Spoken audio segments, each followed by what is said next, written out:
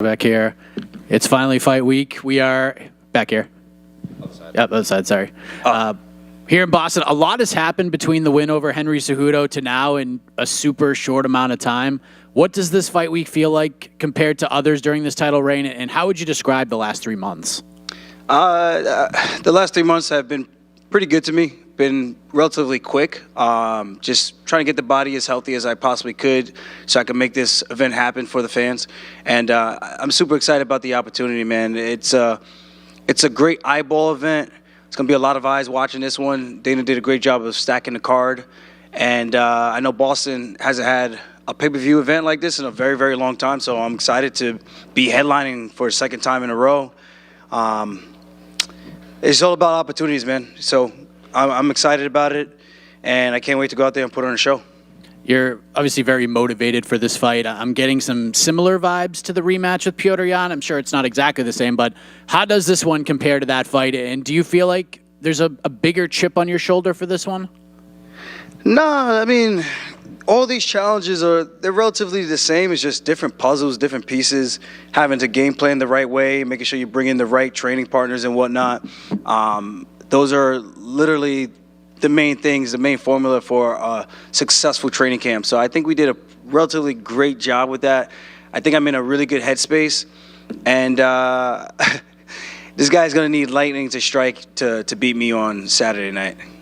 Sean may not like you, and I'm sure the feeling is mutual, but he does respect what you have accomplished in this sport. He says you're the greatest bantamweight of all time. He said that multiple times. What have you made of his resume to this point and what he has accomplished thus far? I mean, his resume is, it's okay. He did what he was supposed to do with the talent that was put in front of him, the same thing I have done over the years.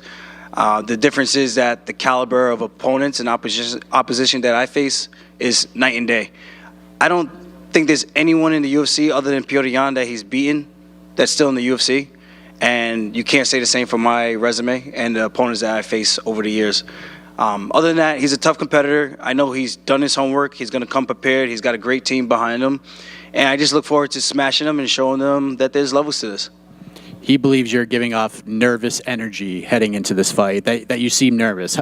How would you describe your energy and your vibes? And even if there is a perceived nervous energy, is that necessarily a bad thing? Nerves are good, but I don't know what nervous energy is that he's referring to. I think he said he saw me on TV and I looked hella nervous. I thought that was pretty cute. They're showing the highlights of the fight, and I'm getting excited about it. I don't know if that's nerves, but we'll see who's nervous when I step in that octagon with him and when he sees how much I fill out. And when I put my man strength on him, he's going to have no choice but to fold. Last thing for me, potentially your last fight at 135 before you move up. If all goes well on Saturday, do you feel like you are leaving this division in a good place with Merab, Sean, Henry, Sandhagen, and some of the other veteran and up-and-coming fighters climbing the ranks? And who would you match Merab up with if you could wear the matchmaking hat? It's like that commercial, are you in good hands? You know, the Allstate commercial. So I think he's in very good hands with Merab. If there's a matchup, maybe Sandhagen or Henry Cejudo. Those are the only two that really make sense at this current moment. We'll see how Cheeto does with Pedro Munoz and go from there. Obviously, Sandhagen beat him, but Sandhagen's getting surgery. So it's a very interesting position. And obviously, Umar's out as well, getting surgery. Just having his surgery, I should say. So I think it's Merab and whoever he feels fit.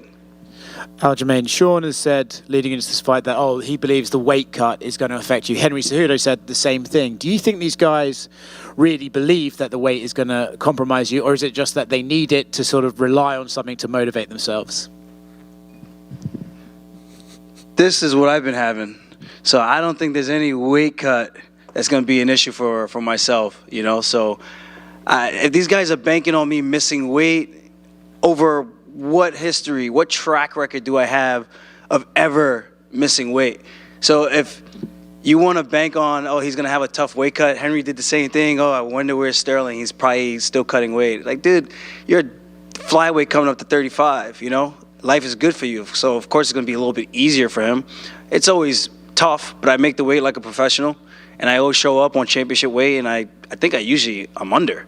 So if that's what he's banking on, good luck. Don't take that luck to the casinos, because you ain't gonna win. And I can't wait for Friday, weigh in, and then we're just one step closer to smashing this dude and going out there and having my victory tour. There's a lot of talk about Sean O'Malley's star power and how he's got the it factor and he's like this guy that the UFC can see putting money behind. Do you see an it factor in him, or do you just think it's the machine pushing him that's given him this sort of platform to say he has that it factor? I think if anyone had the same Snoop Dogg promoting their fight after coming off the Contender Series, I think anyone could have become a superstar like that overnight, because it's hype. It's hype, especially when you're going out there and you're fighting other guys that should not be in the cage with you. It's easy to stack up the resume and get these highlights. I mean, I'm finishing guys in the top 10, top 15. There's a significant difference in doing that against caliber opponents versus guys who just aren't in the show anymore. There's a reason why they're not in the show anymore. I'm not saying that they can't get back, but I'm just calling the facts how it is. The it factor, I don't know what it is. I don't get it. I mean, he has a flashy style in the sense of he gets knockouts, but the guys he's knocking out, I mean, for the casual fan, that's cool. But for the hardcore fans who actually tune in and watch the sport, I think they're smart enough to understand what's what, and you can kind of pick and choose. Like, yeah, he's had an easier path, and he's made it. He did what he was supposed to do with the competition that was put in front of him. But let's not make any mistakes about it. Like, you put that against a lot of these other guys, and they're going to do the same thing. They're going to highlight them. Petr Yan is going to highlight them. Corey Sandhagen is going to highlight them. Song Yadong is going to highlight them. Merab's going to highlight them. I'm going to highlight them. So what are we talking about? So give me those opportunities. My third UFC fight, I fought a ranked opponent who was ranked 6th in the world. I have not gone back since. So I think that speaks volumes in itself. And that's what gives me the confidence coming into Saturday night at UFC 292. And I can't wait to go out there and just smash the teacher's pet hype machine and go on with my day. And then I could start to really promote my Funk Harbor. And I got a bottle for Dana too. So it's gonna be a good time in Boston. Just a bottle for Dana, or? Hey, it's a limited edition run. We only got 4,000 bottles, so there's only so much I can hand out for free in the very beginning, but we'll get the ball rolling a little bit more, and I'm excited to share this with the world.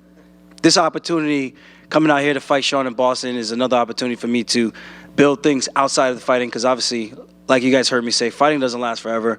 I'm still undecided what exactly I'm going to do when I do retire, but I want to make sure I enjoy this moment while I can, and take as many of these opportunities while I can, and be as active as I can. And being back here 3 months later, what other champion is doing that, you know? So I'm just looking to go out there, put on a show, man. I want to make sure the fans get their money's worth on Saturday night. Aljo, over here to your left. I saw a recent interview with Sean where he said, it was about a week ago, he said that there's going to be a big mental part of the game, and he goes, "You're not ready for the mental war." What's your response to that? Petr Yan for 1 year. I think that was pretty mental warfare right there. So, and it wasn't just the fans; it was himself also talking some shit. So, if that's not mental warfare, then I don't know what is. I look forward to the games. He was quiet this entire build-up to this fight. The only time he made some noise is when he came in the octagon with me, and you know, I showed him who was the boss that night, and I'm gonna show him who's the boss on Saturday night, August 19th. We'll see what mental warfare, man. I got my mantra, man. Too tough, too strong, too quick, and I can't be broken. So if none of these guys were able to break me over the years, I don't know what in the world makes Sean O'Malley thinks he has something that he can say that would be witty enough, clever enough, or that can knife through my mental mindset. Hey, whatever makes him sleep at night, man. If that's what's going to make him feel comfortable making that walk, he's going to get a reality check as soon as that cage door locks. It's as simple as that. And the clock is ticking. So I saw him in an even more recent interview where he kind of took a different side, and he talked about, you know, him being a striker, you're known for your grappling, and he basically admitted if it stays on the feet, he wins, almost admitting that if you take him down, he loses. His coach kind of said something similar. What's your response to that? It's weird. It's weird, man. I don't take anything that they say, like, I take it with a grain of salt, man. At the end of the day, I know he can grapple. I'm not saying he's completely awful, but I think we all know that there's levels to grappling. I've shown that in the past. I've defeated his grappling coach and outpositioned him and took him down multiple times. 2-time ADCC world champion. What the hell is Sean O'Malley going to do? What, he submitted Takanori Gomi and everyone's like, oh. Dude, come on, man. Come on. There's levels to this. I'm still grappling with bigger dudes. I'm having my way with them still, and I'm cutting weight, you know? So if he thinks I can't strike, a lot of other opposition thought the same thing, and I think I did a pretty good job of outstriking them. And I think the stats speak for themselves. So it's up to me to just go out there and just do what I do best, bring the funk, and leave this guy face down, ass up. But one thing about you that, you know, the people who don't like you or don't give you a lot of credit, they'll say, you know, won the champions by disqualification. Oh, they love me, man. They love me. Then split decision. Then hurt TJ Dillashaw. Then another split decision. Do you think if you dominate Sean that those people will finally give you your just due, or do you think they'll come up with some other excuse and not really give you your credit? They're going to say O'Malley wasn't credible enough. He shouldn't have been in there in the first place. When I fought Cejudo, if he wins, Cejudo's back. He's so great. But if he loses, he was gone for 3 years. The guy's been training. He's been coaching the world champions, the who's of the divisions. And then with TJ, I fought with a torn labrum multiple times, 7 professional fights. I've won every single one of them. You can't use that crutch when you want to. I knocked out Cody Garbrandt with the bum shoulder. Yeah, I could knock out Aljamain Sterling too. It's a different matchup, dude. I kicked the shit out of his arm, and I think that's what probably dislocated his shoulder to begin with, and then I took him down, and that was the fight. You come in, and I can only fight who the UFC puts in front of me. It's not my fault you want to come in thinking that you can beat me with a bum shoulder. That's on you. That's not on me. And it's not my fault the judges gave that a split decision with myself and Piotr Jan. I think the first round, I outstruck him by 7 strikes. I landed a big elbow in his head. He stumbled backwards. I landed the most significant strike in that first round. I should have 10-8'd him in the round 2. And round 3 was up for a debate for a 10-8 as well. Round 4, I should have taken his ass down and not try to get style points. And I tried to jump on his back and ride him like a pony. Pause. And I fell off the top, and he was able to get back into the fight. But what did he honestly do? I won those fights. You can make whatever. All the judges said this. Cry all you want, man. I love the tears, and I'm going to be laughing all the way to the bank. So line them up. I'm going to keep knocking them down and do what winners do, and that's win. My last question. You've been in main events. You've defended your title. You've gone 25 minutes. All things that Sean hasn't done. How much of an advantage is that? I think it's a big advantage. I think the biggest advantage coming into this is the level of competition I faced to date. Like I said, Sean's got some serious skills. He's got good feints. He's long. He's rangy. I think he's going to be the first opponent that actually has a longer reach than me. I'm 71. I think he's 72. You know, I've acknowledged all these things. He's got good front kicks. He does good spins. I hope he does spin so I could take his back. So he does a lot of good things really, really well. And it's a dangerous test. But at the end of the day, I think my competition is going to show, my fight IQ is going to show, and we'll see where he's really at. This could be an opportunity for him to solidify himself and shock the world, and this is another opportunity for me. So for the UFC, it's a win-win. They get a huge star in Sean O'Malley. I win. I think you get the eyeballs that Sean O'Malley brings, and I think it just welcomes the entire world now to the Funkmaster era, and I think that's what it's all about. Finish this guy, do it in style points, call out Alexander Volkanovski, go up there, chase more history, and that's what it's all about. I mean, I feel sorry for the people out there who never want to challenge themselves or do great things. I think that's the beautiful thing about this sport and the UFC giving us this opportunity. We can carve out our path and our future, and I think I've been doing a hell of a job doing that, and I look forward to bringing in more good times. Aljamain, we're here. One of the concerns that you had when this fight got announced, it wasn't that you didn't want to fight O'Malley, you didn't want to fight in Boston, but that August 19th date, since you've been very active, and you didn't really know how your body was going to hold up and if it was going to be fit for that date. Now that the date is just a few days away, can you talk about your health and your body and how this quick turnaround was for you? I feel good, man. I think we gave ourselves enough time. The way we did our training, we worked around the things that were lingering from the last fight and the fight before that, and we healed up as best as we could, and I think we did a pretty damn good job. So maybe I'm like Wolverine. I don't know, but I feel good, man. I'm excited about this. I really am, and I'm glad we were able to have a sit down with the UFC brass and figure out everything and make everything right. And now we have a huge fight for Boston, for the East Coast, to keep the bantamweight division moving. And I don't know. It's there's a lot to take in with this, and it couldn't have come at a better time. I think keeping me more active sooner rather than later just keeps me a little bit sharper. And to already have gone in there for 25 minutes, the matchup with TJ, traveling and doing all these extra things, I think it's going to just more than prepare me for the night on August 19th. Like, I've been here before. I've done it. I just need to go out there and prove it again, what I know, what my team knows. And I don't want to say shock the world, but I don't know. I do feel like maybe people are doubting me still. I don't know.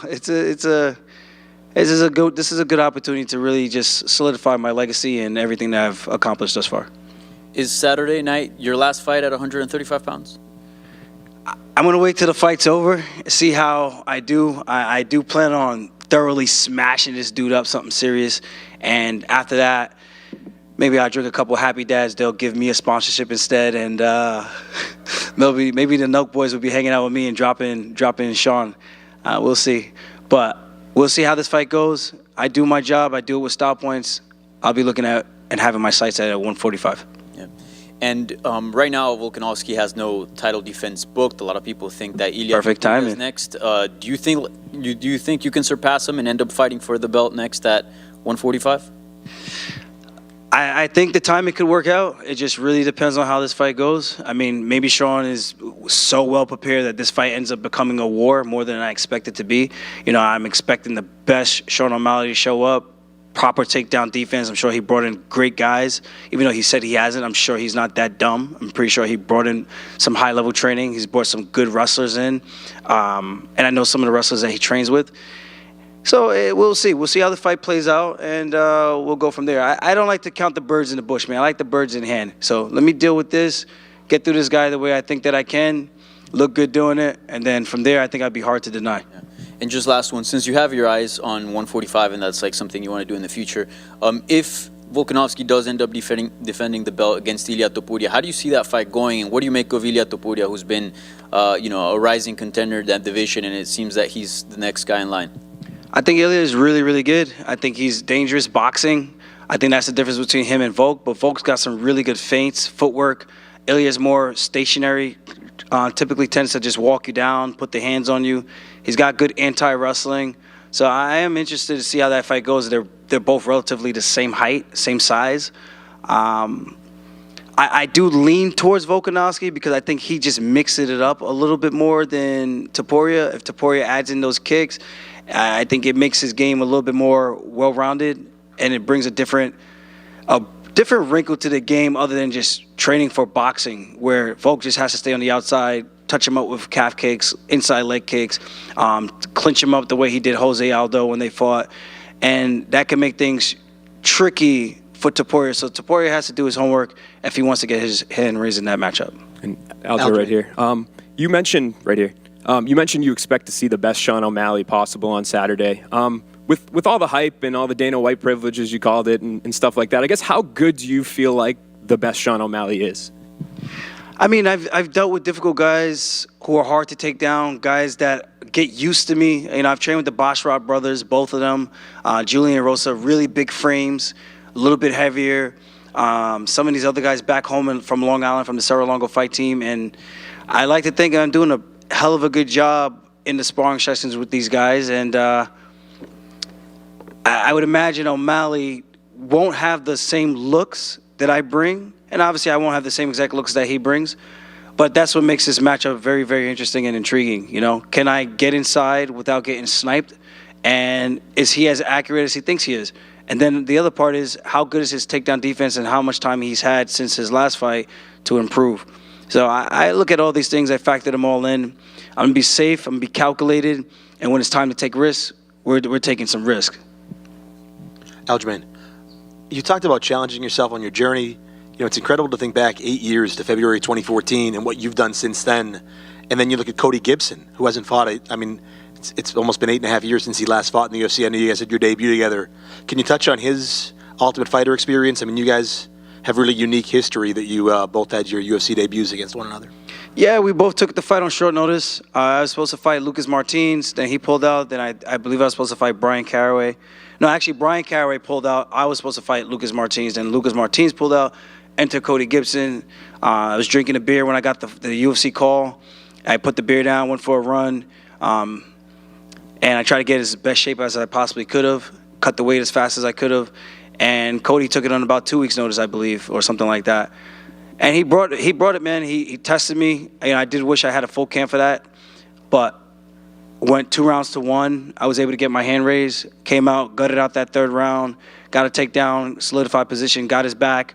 And to see his journey come full circle, now he's back here again, taking on a tough test in Katona, who's also been in the UFC. It's a very intriguing matchup. After my fight with Cody, I ended up going out there to go train with him a couple months later. So we have some history there. I've actually trained with Katona as well in Ireland. So it's an interesting matchup. I do look forward to seeing which guy gets their hand raised. Cody's a big dude for the weight. He's probably the biggest guy I've ever fought to date. I think he's about 5'10", 5'11".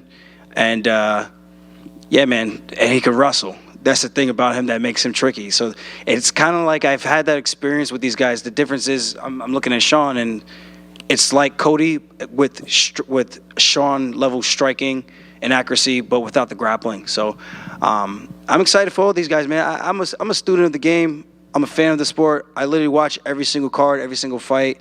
And I try to learn from people as much as I can and try to add stuff to my game as best as I can as well. Thank you. One last question. I don't know if you're a Rocky fan. I see you a little bit as Rocky, a little bit of Apollo. There's the great scene at the end of Rocky 3 where they train together and they, behind closed doors, have that moment, ring the bell, ding, ding. You and Merab ever have one of those moments? We have a lot of those moments. Man, if you guys were able to watch the training sessions, man, we go through some battles. It's always fun having him for a training partner to push me and to get me ready for my fights, and it's always fun to help him get him ready for his fights. Iron sharpens iron, man, and now we got another guy in the UFC at 135 in Pampos. We call him Pampino. You know, he just got a big knockout in 1 minute of the Dana White Contender Series yesterday. So, man, everything's looking good, man. I think that the formula's been working for us. The sky's the limit. And, yeah, maybe we'll have a rocky moment in this fight with Sean. We'll see. I do think this is going to be a potential fight of the night candidate, but it's my job to go out there and make it look as easy as possible. My last one, I promise, about Merab, too. It's such an intense moment, and he's such an intense guy and hard worker, and you have that moment with O'Malley at the end of 288, and then you watch the film back and you see Merab in the jacket, Sean's jacket. I mean, you have to crack up, right? It was funny, man. I didn't realize that was going on. I thought they were just trying to, like, jump on my boy, so I was like, yo, what the fuck? And then I saw afterwards, I was like, oh, he took his jacket, which is hysterical. You know, I thought it looked better on Merab anyway. Yeah, but, yeah, it was a good time. Good times. Thank you. Keep it over here, champ. So you were just talking about Pampos, and Dennis Bazuki just got the call up too. So with all the law MMA talent in the UFC, what does it mean to represent them as their UFC champion? It's inspiring, man. It's cool. It's humbling. Just to see where these guys are going with their own journey. I know what it took for me to get here. All the long nights, the extra training sessions, the extra runs, just having faith, hoping that phone call will come, and now they're in the same position, being able to carve out their own path, their own legacy, their own journeys, and they're doing it their way. And that's the most appreciative thing I can say. You know, I didn't necessarily have that coming up, so I try to share my knowledge as much as I can to these younger guys because it goes a long way, man. This way, instead of like trying to figure it out, you still got to do it your own way, but it helps you kind of get a little bit more guidance on which way you should go, who to look towards, who you can bounce questions off of, and really get some proper insight on how you're doing things with your career. You know, I just try to give them as much guidance as possible. 2 guys in the UFC, Dylan Montello, the quiet man, coming up, I think in early October for the Contender Series. Charlie Campbell on the short list. He was killing that guy, Chris Duncan, then kind of got over anxious, got caught. Duncan's doing well in the UFC, so how well can Charlie do in the UFC? We got a killer's row, man. There's so many guys coming out of this small gym right there in Long Island. We don't got the fanciest equipment. We don't have fancy mats or cold plunges or any of these things at our gym. It was just hard work, Long Island attitude, and we just don't give a fuck, man. Thank you. ALJAMAIN, you talked about Sean's past competition, and, you know, with his last fight, you guys do have a common opponent. Was there anything in that fight that stood out to you that you could either hope to exploit or solidified about your game plan for Sean? Sean's got he's got some takedowns. He's got little tricky things that he does. There's not much I could take away. It's a relatively close fight. I mean, he cracked Jan. Jan was able to stay on his feet, make him miss after that. Then Jan does what he does best, the same way he caught me. He kind of lulls you to sleep, and then he hit him with a nice 1-2 from southpaw and dropped him and beat the brakes off of him that round. There's some openings there for the striking. Obviously, I'm not looking to sit there in the pocket and trade with Sean. I don't think Sean even would want to sit in the pocket. He's more of a like touch and go kind of guy, kind of similar to myself. So there's some things that I see that he does well, some things that I do very similar to him, and it's how can I exploit that? If I were him, what am I thinking that someone's looking to do to me? And then if I'm the opposition, which I am, how can I capitalize on this? And what is Sean going to be doing to try to tighten up some of those holes? And that's the best way I can approach the game. So I think it was a good fight. He showed a little grit in that one. And that's really it. Credit where credit's due. He won the fight, not by much. I personally thought Jan won, but he won the fight. I'm not the judge, and he's here. Thank you. Good. Thank you, guys. I'll make sure I have some Funk Harbor for you guys. Let's go.